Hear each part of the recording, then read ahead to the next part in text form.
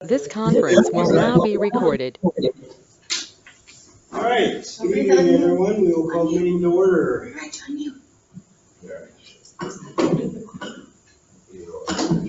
Okay. Any additions or corrections to the agenda? No. Anyone else? If not, is there a motion to approve? Second. Motion's been made and seconded to approve the agenda. All in favor, say aye. Aye. Opposed? Abstained? Motion's passed. Minutes from April 20th, 2022.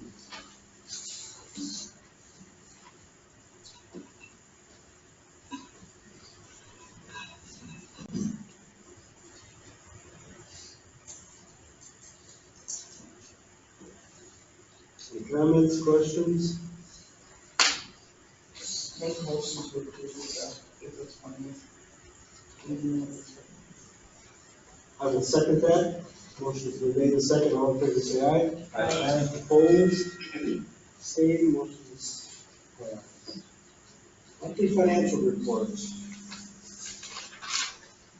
Yeah, so this one of the simpler ones we'll see: 2 energy bills, 2 services charges are the only changes in the past month.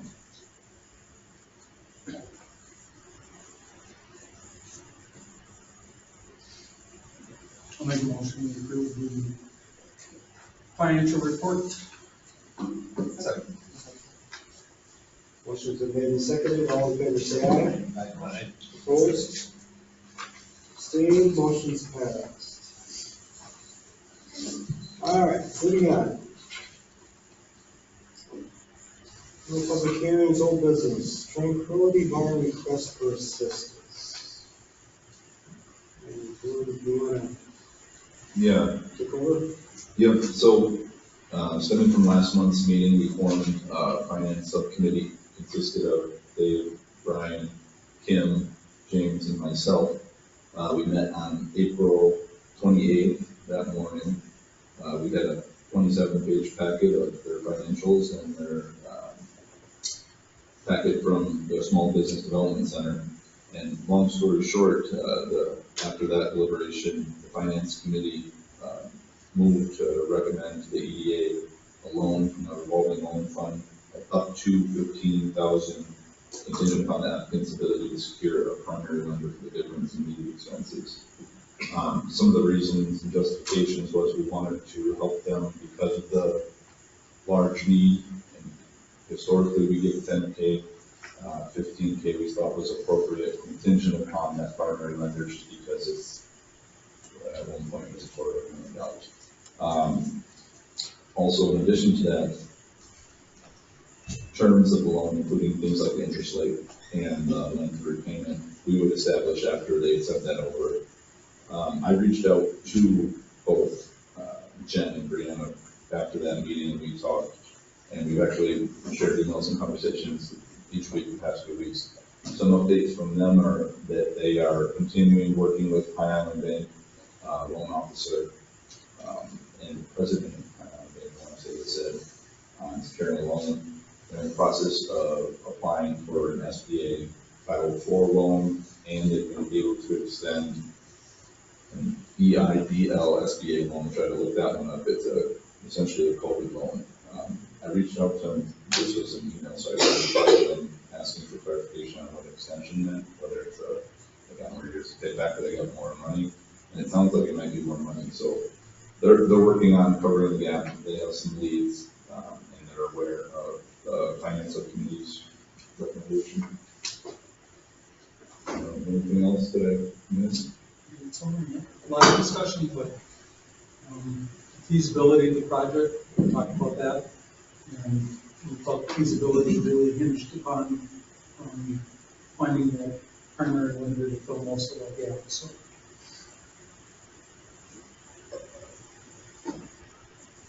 And we couldn't make it then, but they, if you have any questions or anything, I told them to do that. Did they feel that this was going to be helpful to them, or did they want to know, or were they disappointed, or? No, way back when, almost 2 months ago, I sat them down and told them the historical nature of the EPA loan was 10K. And then, so to that point, they said every little bit obviously would help when they're looking at such a massive amount. So they're thankful, understanding, they're still working on securing something to cover it. Biggest part of that. Maybe this will help you get some money. That's the other thing. Okay. So this wouldn't kick in until after they get their primary lender, right? Yeah, so one of the conversations we had was, I don't remember which loan it was, but one of the loans they could potentially get, which they are assuming that they would be able to get, I don't know how much it would be, but it needs appraisal before they can get a loan. Obviously, some of the work hasn't even begun yet, so they're working out ways to do that as well, but they have they're pretty confident in their ability to get something, they just don't know if they're going to get it all. Sure. Okay. Thank you, and thanks to the committee for needing extra time, so appreciate it. All right. So do we have to approve that 15,000? You guys can make a motion to This time? take the subcommittee's recommendation. We have a motion for that effect. Should that come from the subcommittee? So I'll make that motion. Okay. Second. Okay. All right, so we have a motion and a second to approve the subcommittee's recommendation of loaning up to $15,000 based on the securing of a primary lender. Sound correct? All in favor, say aye. Aye. Opposed? Motion's passed. Thank you. All right, new reports to retros, community assessment. Or no, I'm sorry, Dr. Jeff. Yep, so beginning of this year, I mentioned how I ordered a market study. The market study specifically was to target restaurants and evening time restaurants, so a place to have dinner. I ended up getting a finalized version of that late in April. It's from Cracker Check Marketing LLC. The owner's Tracy Lawrenson. That's who did that. Came and did the presentation the other week. They rented out the room. I mentioned in my reports at council. I attended that social media. Yep. It's sponsored by Cedar and Smith. But some notable highlights in the market study was just seeing overall Zambrota's market potential. And I've attached in your packet a few of the slides. She sent me almost a 30-page PowerPoint of all these. So one of the things I did, and I'm hoping it's going to work, is either I can try to talk through a bit of it, or maybe we can watch the first couple minutes of the video she sent. She sent the PowerPoint and the video at the same time. Let me see here. Hey Dylan, this is Tracy Lauritsen with Cracker Jack, your business partner for the Market Intelligence Dashboard report. And you had asked me for a report regarding the city of Zumbrota and a restaurant, specifically looking at dinner and drinks type of a restaurant. So I have that report finished for you, and I just wanted to walk through a few snippets of the tool just to kind of explain what you're going to see in the tool, so that you have an idea of what the slides all are about, how I address the summary of it, and then opportunities for additional information or some additional territories within that that arena around Zumbrota. So anyway, I'm going to jump into the tool real quick here and just show you a couple of things, and then just give me a shout if you have any questions or if there's more data that you'd like to see, or some more specific details. I'm happy to share that with you. All right, I'm going to share my screen right now, and we are going to hop on over to this Market Intelligence Dashboard. Okay, so here we are. This is just the splash page. So we're going to start with entering in everything within Goodhue County, just to give us kind of a baseline to all of the details here. So we're going to walk through all the three categories real quick, just so you can see what they entail and how to read them when you see the report. So we'll go through market potential population estimates and projections, and then also the local business intelligence, and that's where you'll see some of that competitor analysis information. So here we go, Goodhue County for each one of these, and more here real quick. Apply these filters, and then as this is loading, we're going to pop into market potential. So I'm just going to show you how to read this from left to right, and then I'll show you the categories and how I've selected the information I'm supplying in this report for you. So market potential, you can see that it is very timely information. The last time this data was updated was August 26th. I was hoping to have 22 data for you, but it's not quite ready. It's still going through quality control. So if you'd like something different later, just let me know. But anyway, so here's our geographical selections, and it's just going to make sure that, you know, our Goodhue County was actually pulled here. So you can see that's clicked right there. I did not specify a community at this point, but I could do that. And then up here, product selections, and we'll get into this in just a moment. And we're looking at the current year, 2021. We do have, since we started the tool back in 2019, we do have older information, you know, in the archive. So that's what that's for. But the majority of our time is going to be spent in the actual data, which is right here, the summary observation section. So each slide you'll see this exact same layout and look. So in the summary observation, it'll tell us, you know, what's the estimated market potential based off of what we have selected. So right now we just have Goodhue County selected with no category. So overall in Goodhue County, there's $1.6 billion of market potential. And the top places are Red Wing, Cannon Falls, Zumbrota, et cetera. And then the highest demographics within that $1.6 billion of spending are white, non-Hispanic homeowners, owner-occupied, two-person household. So that's how you read this from top to bottom. And then the information here, this is where we're going to start to select some things. But this is just, you know, the top 10 places monetarily into that $1.6 billion. Well, what we have selected. So again, right now we just have county, the map of what we have selected, and then the demographic segment. So who, demographic wise, is spending this $1.6 billion. So we'll get into this a little bit more specific here in a second.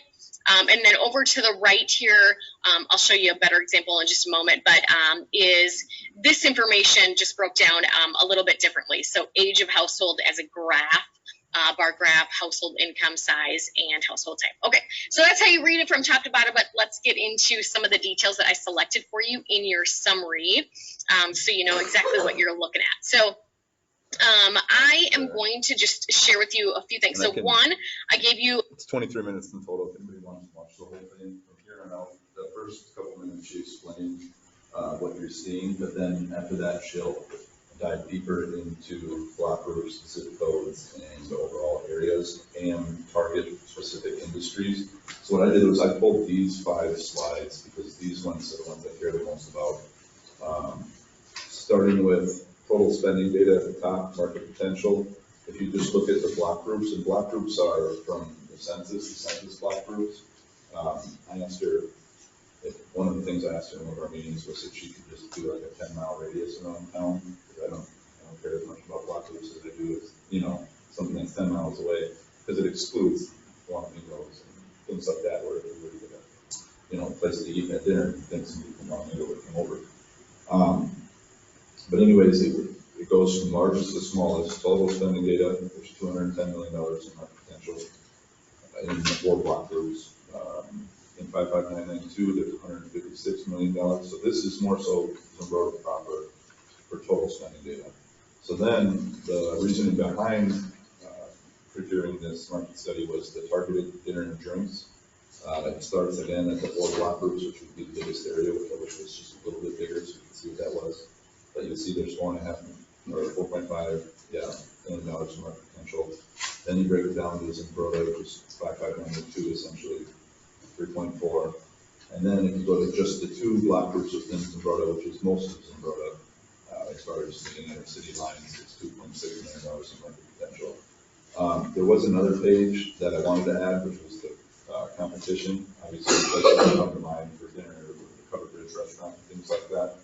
But they don't even take a portion of the total market potential, so long story short, we could have an independent restaurant. I feel like we all need that anyway. It's one of those things though where you're convincing people maybe who aren't from the community, this is what sells them instead of go ask around, you know what I mean? But yeah, that took 2 months. We're ready to build one, but that's So that's, it's about the same. Because they gotta take them all to wherever they are and put them in.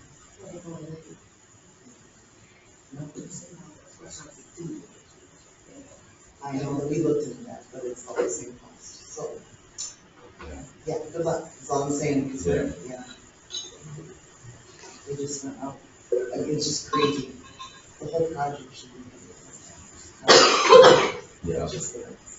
Where is Florence, Minnesota? That was one of my first Where? questions. Yeah, Because it doesn't bring up on Google Maps. It's a township. the township. So Yeah, Florence, we can do Google.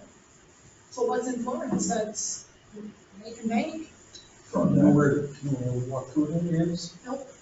So if you're going south on 61 from Redland, there's about 2 miles out of town, there's a pond, and there's a blacktop road that goes back towards the river. If you go back there sometime, you'll see where all the money is. Yep, In the houses or? yes, Beautiful. yes. it's also just the area between Lake City and Red Wing, so it's, It's heavily got- populated. So that was one of my very first questions for her when she first sent it over was, Roscoe, township, what the heck is Warsaw, Minnesota, where's Florence, Minnesota? And then I realized it's townships, because when they count them, the census counts that everybody has a block group, so when there's less people, the whole township kind of gets counted. So that's why they have one of the higher market potential, so it's something between the city and Red Wing, they're not too far apart. So for population, base for that, potential Yeah. group of individuals that could come to town. Yeah, one of the other interesting things, now that I'm just looking at it, and I remember, is you'll constantly see, no matter what page you're looking at, the Broda is in the top 3 for market potential. I mean, overall capacity for total spending, even diving into targeted dinner and drinks. I mean, it's Red Wing, which is obviously like 17,000 people, Twin Falls, which is 4,200, and then with us, I mean, we fourth Pine Island for being so similar in population. So that was another cool and interesting thing that I'll tell someone if they ever think about us at Pine Island. Yeah.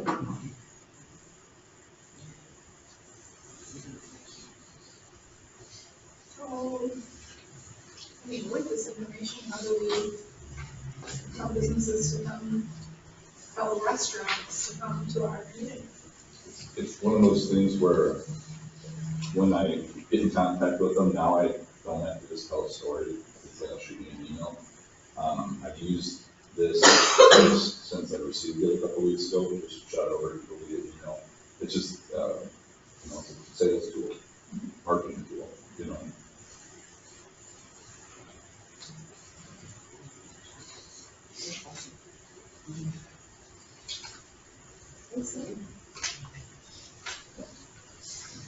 You don't make money, go, okay, just do it. So, we'll see it. I did. Build it, they will come. Yes. So we don't need any action on this. I just feel like I could talk about it in a month or 2. Did anything ever happen in the basement of Roxanne's? You know, Rock said that they had some people looking, but I think when they find out how much it will cost to vend that, they're not going to be able to do it. It's outrageous. So that's what the place you're talking about as far as venting was Robin Roxanne's? No, Barney and I bought the building across the street from the Bruce. They go back to them. Oh, yeah. That was our thing for the restaurant.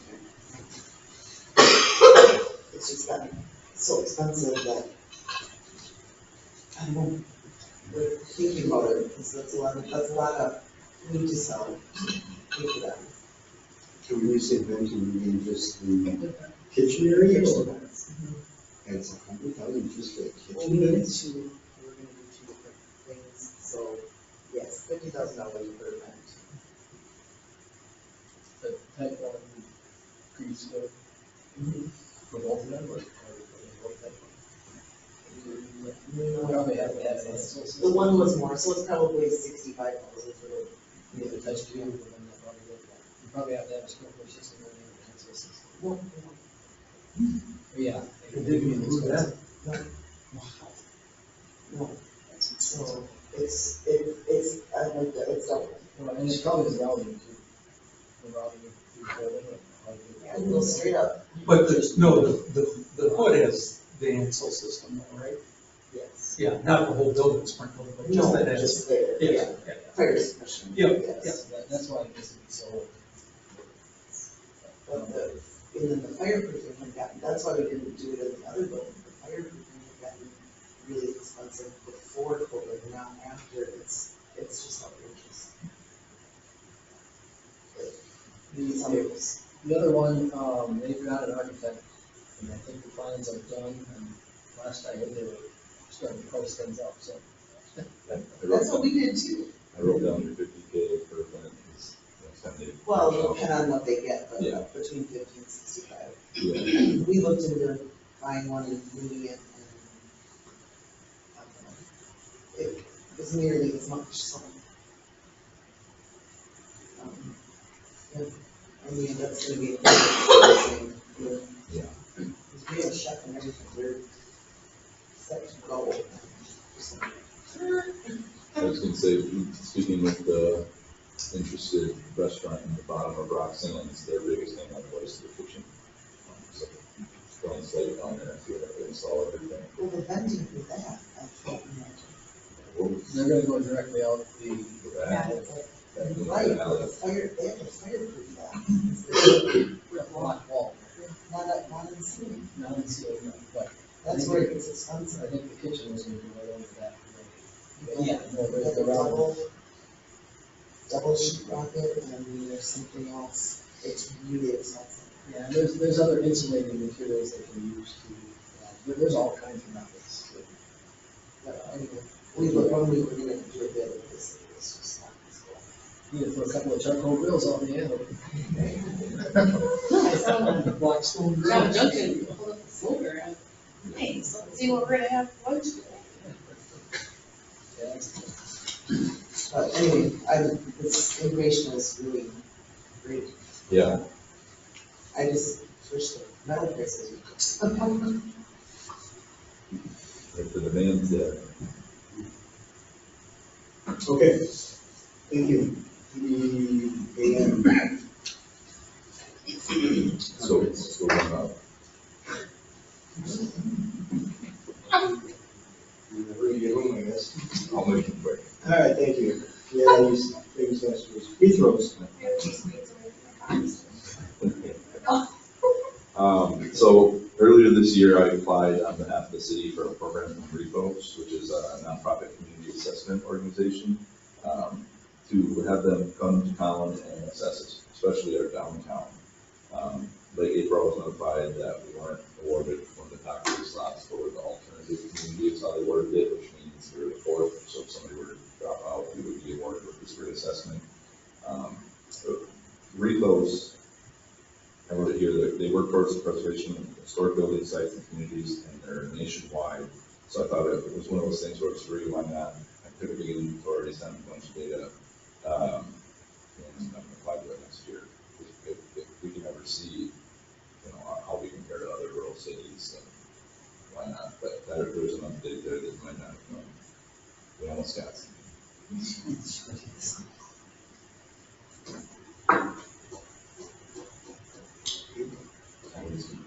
You may. All right. So the next two are just updates. So the first one's I enrolled to the conference, and I decided, since you guys graciously allowed me to go, I'll put together a little report, probably with highlights and stuff for next month. And then the next one is I wanted to update Smith. They were thankful for our contribution, annual contribution again this year, and they accepted our request to present at council. They said they're available for the June 2nd meeting. So those are those two. Can we get something, I know on the app, in any place else to let the business people know that they should try to get here for that? Got that? Social media blast. Yeah, my last email to them was this week asking for, they wanted to send me any information that they wanted to send out before too.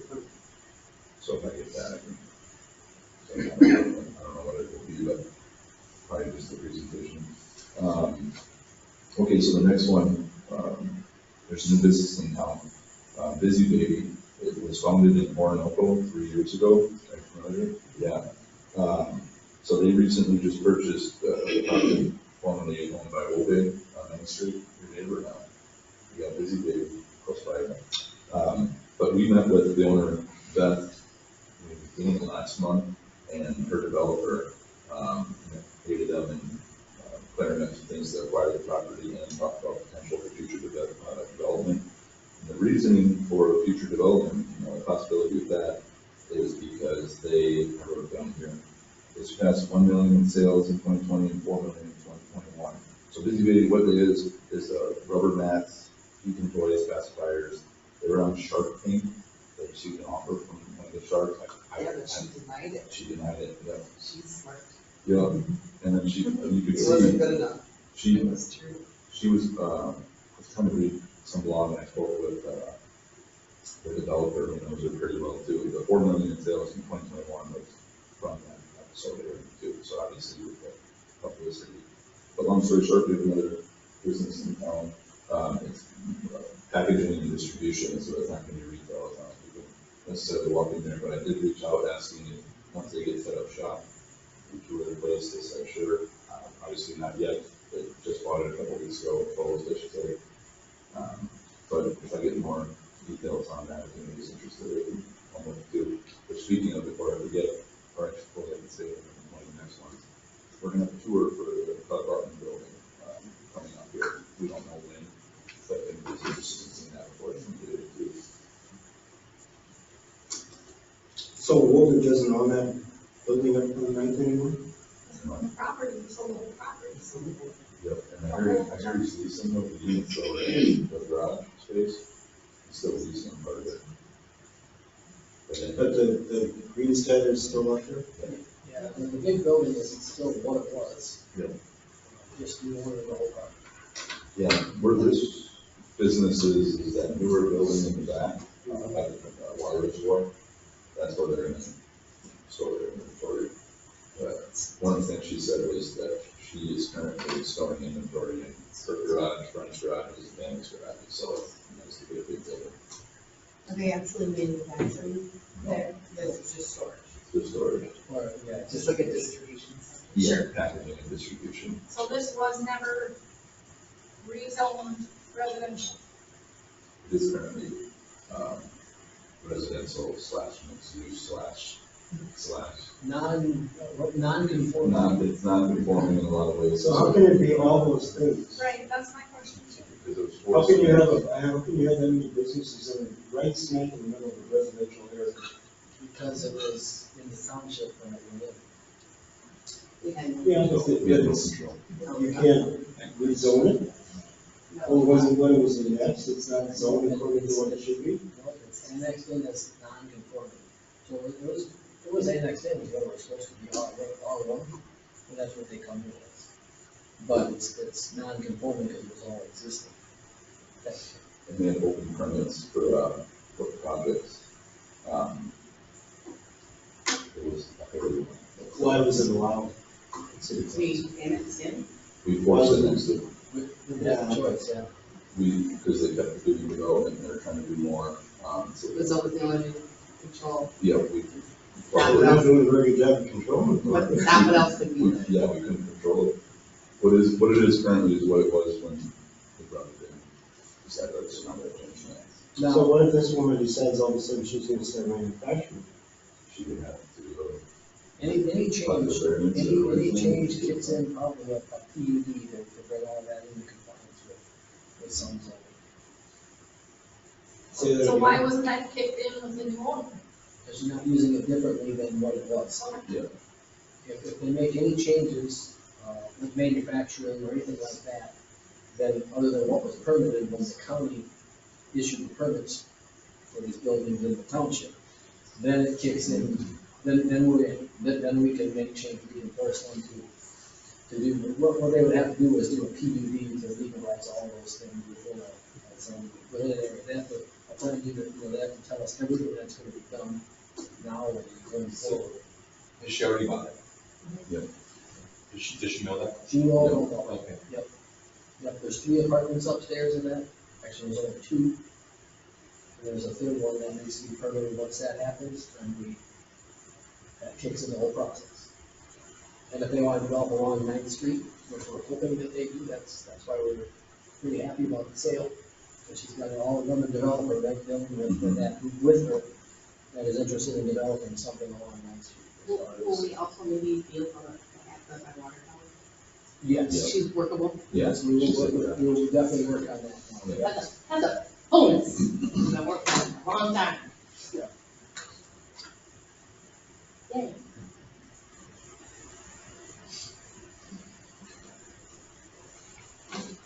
Okay, next. All right, so for this cottage home cluster development, I don't recall if I mentioned this here, you didn't have it? Okay. Oh, maybe not here. Been talking about that planning and zoning for the past couple months. But since the beginning of this year, we've had quite a few meetings with developers and for cluster development of homes. Uniqueness of this development, and why it's called cluster development, is because it might be higher density residential in nature. And the reason for the HDR classifications, that recent trends, housing market, and affordability, especially with new construction. That Homestead County Housing Summit I went to the other week, this was one of the things I was talking to people about as well. But one of the reasons this opportunity came forth is because I had met with the developers about a year ago, so I knew, had established a relationship with them. Then they partnered with Bigwood County, so we had a meeting with Scott Arneson, the county administrator, who was looking for a city in Bigwood County to be a pilot program for higher density residential. Them being a panel of developers obviously selected us. We're working on 2 sites right now. We have quotes for excavation for both of them. They're within city limits. The next step is they're working on concept plans for 10 to 20 new homes. We're calling them cottage homes because they're probably be around 1,000 square feet. Long story short, but it's progressing rather nicely. They have sources for grants from for them being energy efficient. Plus, they might try to target senior care at this time. All that part's in flux, but a lot of meetings that are likely to break down next year. There it is. They haven't decided between one of the 2 locations. But both of those locations are important. Yeah. So we are the sort of have Yeah. place. And I also heard that this is unrelated, that there's a green builder developer. I want to say their name's just literally green builders. There's 129 homes in Twin Falls. I met them 2 weeks ago. They were there at Twin Falls 2 weeks ago. Long story short, it's one like Twin Falls. Because they're not growing as fast as some others. But we had a big discussion, and yeah, things like this are kind of popping up. So It'll force some decisions though on infrastructure projects and extending roads and water and sewer infrastructure and help set some priorities, move things around. So there'll be some decisions for the council to make on that. I would roll it too. One of them would be an extension of the road. The other one would be rerouting. So another type is that the other one is? Oh, yeah. I'm not clear on this. So you, basically this company's coming in, they're gonna build 1,000 square feet homes individually. Yep. So it's got a long time. And there's going to be how many of them in a cluster? 10 to 20. 10 to 20 in the cluster. You got an area that you figured out, or they figured out where this is going to go, Correct. and we don't know where that is yet? No, they haven't shown us. I can't say either. I'll talk to the answer for you. But the 10 to 20 will not happen all at once. Is what I'm Yeah, saying. they're, Start over. but that all depends too. That's, we're going through this feasibility study, try to see how many homes they can get, because we want them to do as many as they can, especially if you're sending a roll, otherwise we might say no. But yeah, exciting. It is. It's very exciting. It's just, He's like 1,000 square feet, that's one bedroom. That's I told Sarah, like, my whole house was like 700 square feet, so I know. Yeah. well, I know. I mean, are we talking what they call mother-in-law homes? No. No, because we don't. Well, size-wise. Are we talking garages? Are we talking basements? Are we talking two-story? I mean, it sounds like a wonderful plan, but there's so many unanswered questions. Obviously, I don't see where this austere group is going to give any kind of an endorsement, or aren't you asking for any endorsement? It's a report. Okay. You can't tell us anything right now because it's not a document. It's what it's But you were working with planning and zoning for Yep. the issues. And I thought I could update here because it is on our annual action plan. No, and I appreciate it. I just, like I said, I have a lot of questions. Yeah. Obviously, we can answer this. But I think they are thinking garages. Yeah, we're gonna try to do garages, like the master stories and, if basement, which is the other. Northfield has neighborhood that has probably exactly what. Northfield is? Okay, we'll look forward to more information at a later date. New apartment building. Yeah, so this is just an update from, we didn't talk about this probably since last fall.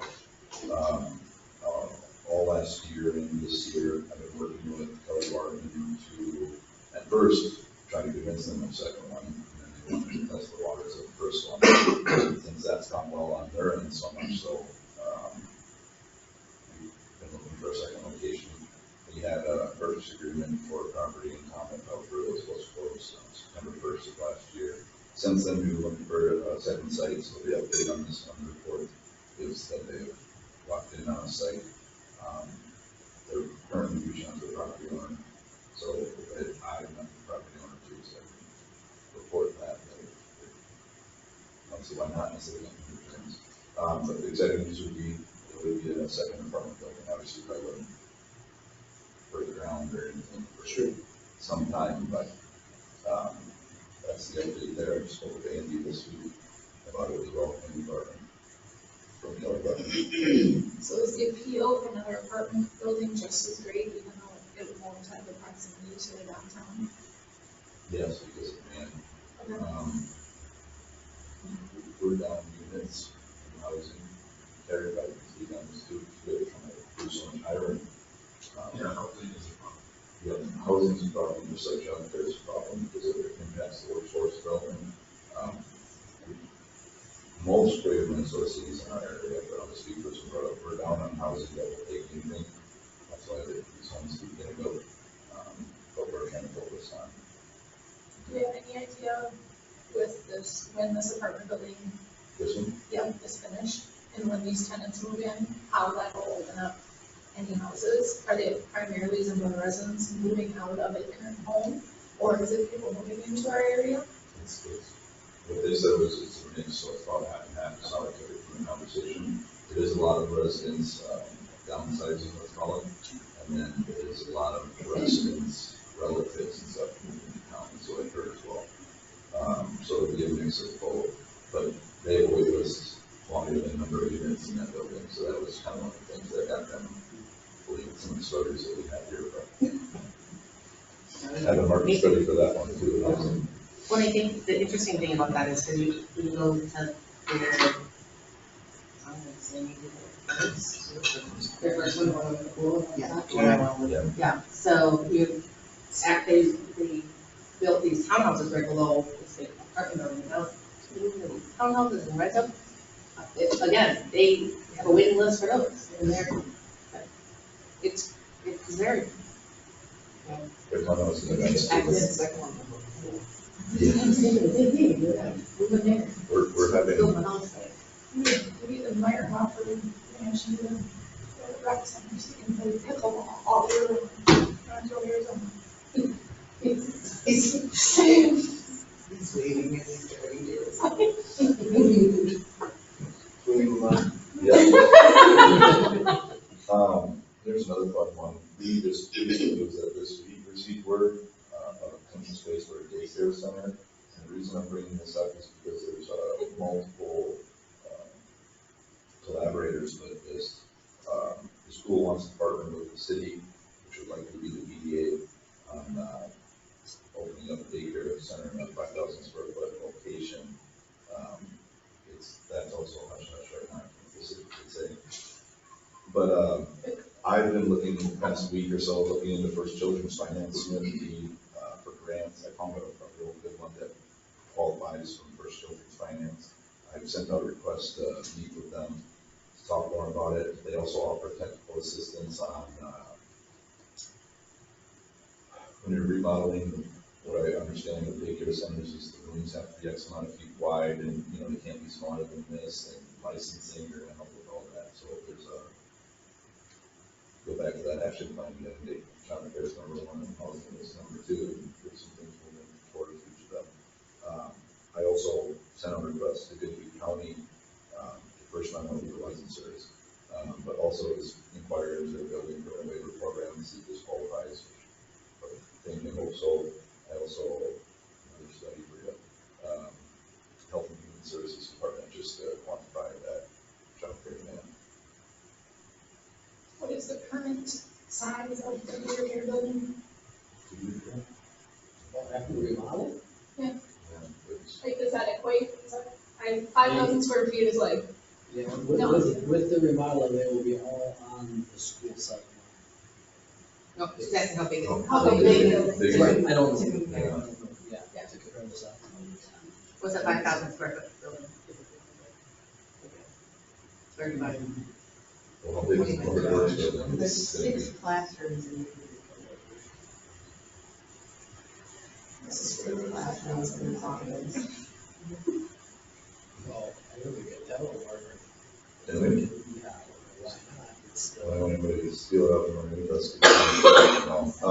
The St. Francis Health Services building, their school for the most part. Oh, I don't know. yeah, in the basement or preschool. Yeah, it's 5,000 square foot. I've been talking to Mike Harvey. I want 4 plans of it. And First Children's Finance, help. Everything. Good in there? I would think that that's what preschool there. Oh, yeah, Preschool and ECT. Sure. yeah, but that's, school. But there's only 3 classrooms. And then 3 Classrooms There's a are couple offices, like a gym area. Oh, I forgot what the were. well, that's the thing, if Three you're classrooms. geared towards infant daycare, and you have a few less things that you need. Interesting. Is that what this would be here? Well, it's gym. That is, That gap, birth to 33 seems.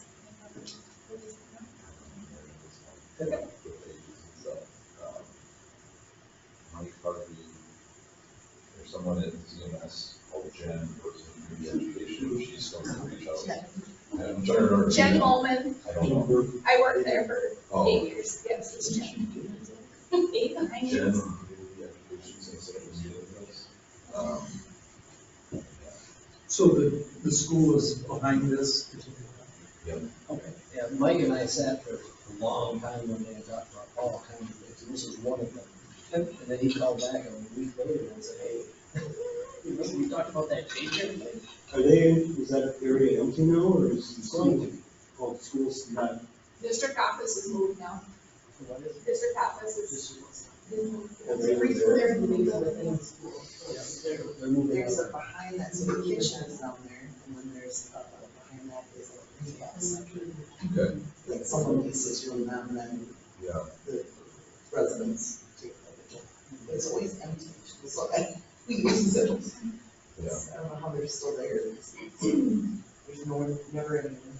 In, St. Francis Health, I don't know if that's the company's name or just the owner's name, I saw that on the tax record, they're all employees as well. Good, okay. Lots of information. Next one. Yeah, so. I was waiting for you to pronounce it. Yeah. Get my glasses. Try to pronounce it. Taco John's. Yeah. How about you pronounce it, Dylan? No. Lucia. So, but I gave some backstory first. There's been 4 interested parties opening, wishing to open a restaurant, 2 of which I've been sharing this information with. We've had meetings with a few of them, phone conversations with most of them. I relayed a few of them to the SBDC. Long story short, El Arache, Mexicano, I spoke with him twice in the past 2 weeks. He's going to be opening where the pizza cabin was. You guys I was just going to ask him, yeah. So we didn't see But he's currently testing food options this week. His quotes are he's going to try to open in the next few weeks. So I thought, let's get in most of the kitchen was left there. I don't know. Well, maybe it's probably a flat top grill. Is there anything in there? No, I don't know. it. Just all we left is the. But I like this restaurant and speaking with them because they owned and operated one before. We currently have one in Shakopee, so it's not, somebody who comes with a successful business, opening up a business. It's also my favorite cuisine, if you're asking me personally. I've been to this one in Shakopee. Have it? It's excellent. That is Honestly, If you want to come with for the taste testing? Yes, pick me up, I'm. Sure. Endorsement. No, I. Now you're playing favorites, Dylan. Kind of I wonder said what I that to him. You said that. I Googled it, and as soon as he sent me the name and the logo, and then, yeah, it's in Shakopee.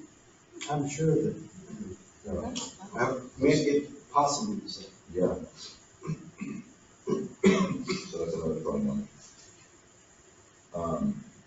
Moving on this one real quickly, just miscellaneous development activity. We have currently 5 applications out for development, ranging from a lot of things to annexations, and I wanted to talk about annexations because they're in the beginning stages, but 2 of the 3 are abutting the highway outside the city limits. And some good news is that would likely lead to commercial development, so we wouldn't even have Civil Public bringing them in as highway commercial. So we're going to have minimum 8, upwards of almost 100 acres on a highway pretty soon. In a different direction than what our future proposal was. What's that? In a different direction than what our future proposal was. Future land use plan? Is that what you're referencing? Yes. No, it's in the alignment. Yep, technically the one is not on future land use plan. Sure. And these are private developers. These are private parties. One of them wants to be a developer, not saying he can't, but wants to develop, and then the other one has interested developers in their land. Okay. So None of them are necessarily looking for EDA to acquire land. Although that's certainly an option. yeah, well, I met with both of them regarding our Rochester sales tax dollars. For example, in my mind, I'm telling them that they had it because it would be nice to secure this land before something that doesn't fit the future land use map. That's all I'll say until it's up there. But we're kind of place out. The one especially, the ones right here next to the city, next to the highway, would be nice to implement best use for that property. So I'm just meeting with them, talking with them. I got them to move both of them are in the process of minor subdividing with the county, because they're currently in the township, because they don't want to annex their whole parcel. got the one to move, the minor subdivision line south to bring in utilities to better service the property. So everybody wants to annex as little as possible, and sometimes I have to help them annex a little bit more, just because it makes the property more marketable. That's my two reports. Thank you, lots of information, appreciate it. So you got a lot of good work. Anything else? Yeah, can I bring up two things? You may. Eda annual meeting. Yeah. Talk about that. Is it June 16th? I think so. I will be one of 4 speakers there. It's going to be, I forget the address. What's that? It's, yep, it's in Pine Island. It's at, I don't see it somewhere. Where is that? We asked Casey that the other week. Remember, we asked Casey where Casey, our building official, he's from Pine Island, Roger and Casey. But he hasn't emailed her either. So I'll have to Google the address again. But so see the annual meeting June 16th. Everybody's more than welcome to attend. Forget the other topics that people put their speaking about. On the annexation, Is is there, that, I don't know if that's what you're talking about. they labeled mine as residential zoning and housing, Okay, which I didn't pick that title, but annexation was one of them, the report. I sure. didn't find everything, that's Yeah. one of the reasons that. Was that a pond? Is that what- I have it in mind. June 16th? Yep. There is a sign. Yeah. Okay, I think you have to register for You it. do. Yep. Thank you. It's on council day, I remember that, because that's something I should. I'm really going, because there's golf afterwards. Not because For I'm being speaking. honest. There's also a council meeting. That's you. Topics are successful You planning. gotta, Successful. you gotta skip the council meeting? Residential zoning developments Yeah. must be attracting large companies. Yeah, succession planning. is what Oh. it is. Which, on that topic, there's, Between Highway 52 and Steeplechase. Oh, exactly. Between the Zeppelin and Local. Pond View Kind of right Pond. smack dab between. Well, that's not my name, that's Veronica. Yeah. It's I don't know, township. my grandpa was from California, he had a drove by. Like, oh, so we went to talk to that cheese place in Orlando. My aunt I like called that. it Ornico. I like that better than Orinoco. Right. Orinoco. Orlando. So I was like, oh, so how was the cheese? So this was a few years ago. And you had another thing. I did. Joel Bigelow approached me about acquiring land near the woodlands. So the land, I think Lloyd Johnson. 25 acres. Yep. And I didn't know if there's, I heard you say you talked with landowners before. I don't know if that's anything that you would kind of be an intermediary for or not. Sure. The answer is yes. What we know of Lloyd Johnson is probably wouldn't happen. Yeah, now woodlands. We could try. This is the one right by, Try. this is And right that's- by our saviors, right? Exactly. Yeah, no, I can make a connection though. Yeah, and if you could just reach out and see if there's anything that Joel should even try to do. Yeah. But you're right, it's probably. Right adjacent to that is the bird property. Yeah. And none of those are in the city limits.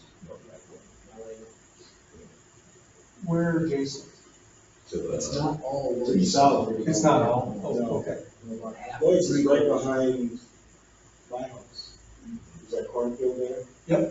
And then right beyond that is Burke's. So the stuff across from Wobig would be Bird? Yes. Okay, yes, all right, good, thank you. yes, yeah. Okay. And we're trying to, we already tried to start talks with them. With Burke's as well? Yeah. Okay. I've been in contact with Tammy. So, moving slowly. Yeah, it would be great if you could come up with any information. Yeah. I mean, he just thinks it's a natural progression from the woodlands into there, so.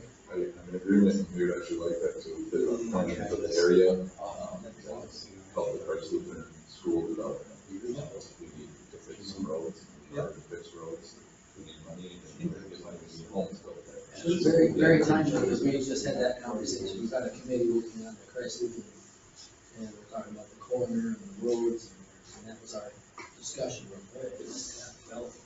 Yeah. So we like that. Thank you. How is Christ then? So they're ready to roll in about 12 weeks, something like that. I just talked to Alan Schumacher the other day. To start building it the other night, or 13th, yeah, night. Yep. Really? Well, that might be 6 weeks. They're planning to start in this fall. Wow. I mean, the road. I got a nice, the other half of the road. You know, road is. Okay, anything else from anyone? If not, we're adjourned, thank you, people.